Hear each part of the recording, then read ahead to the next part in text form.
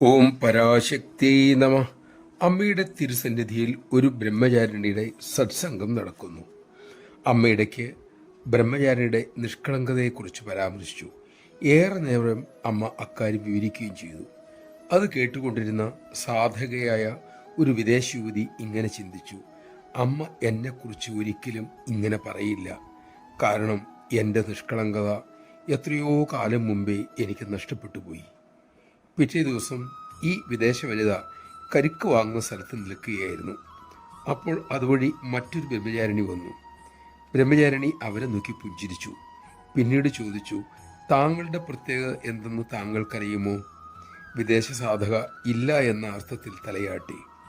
ബ്രഹ്മചാരിണി പറഞ്ഞു: നിങ്ങളിൽ ആ നിഷ്കളങ്കത നിറയെ ഉണ്ട്. ആ വാക്കുകൾ കേട്ട് അവർ തരിച്ചുപോയി.